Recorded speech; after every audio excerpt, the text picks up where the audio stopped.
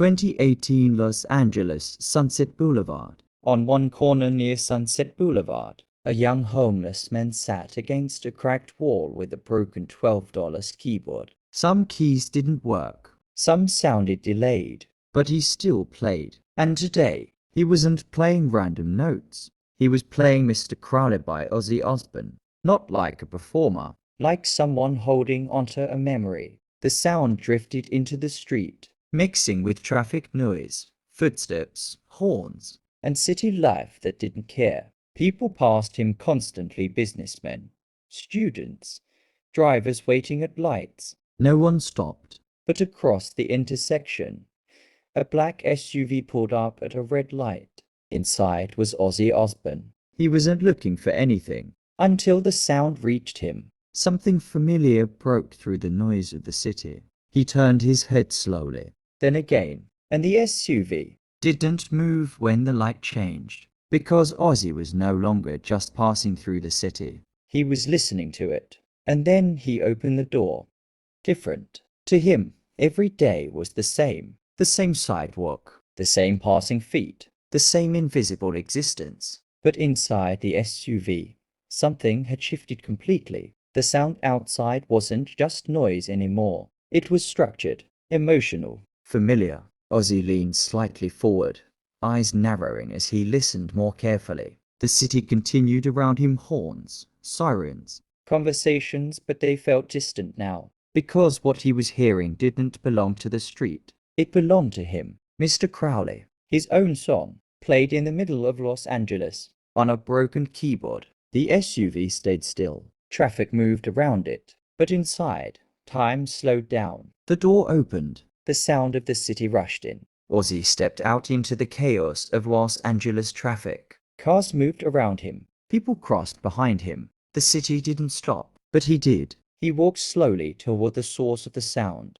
The young musician didn't notice at first. He was too deep inside the music, fingers moving instinctively across broken keys. But then, silence near him changed. Footsteps. Close. He looked up and saw him. Ozzy Osbourne standing in front of him. The musician froze instantly. His hands stopped mid-air. The city kept moving behind them, but their world stopped completely.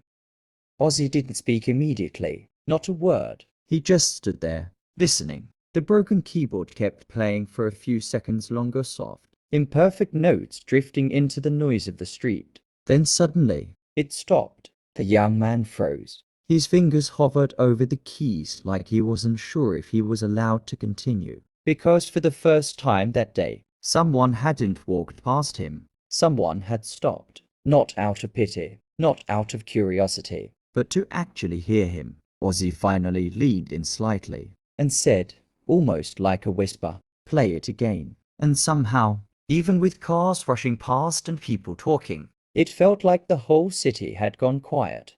The musician swallowed hard, then pressed the keys again. This time, something was different. The sound wasn't just noise anymore. It wasn't broken. It felt alive. Each note carried more confidence, more feeling. Like he wasn't just playing, he was remembering something important. The chaos of the street didn't stop, but it started to blend into the music. Car horns turned into background rhythm. Footsteps softened. People who were rushing slowed down. Some turned their heads. Others stopped without even realizing why. Ozzy crouched beside him, fully locked in. Not distracted. Not moving. Cars passed dangerously close. Buses roared by. But in that moment, nothing else existed except the music.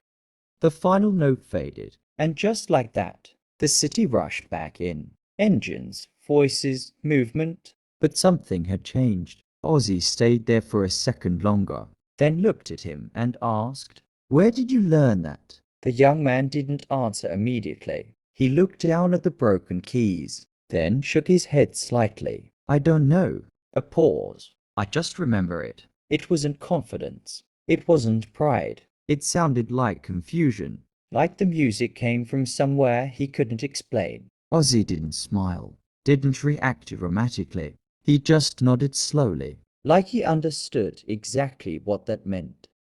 Ozzy stood up, took one last look at him. Really looked this time. Not at the clothes, not at the situation, but at the person. Then he said, "You don't belong here." The words hit differently. Not harsh, not judgmental, just certain. The musician didn't respond, didn't argue. Ozzy stepped a little closer and added, "But you don't have to stay here either."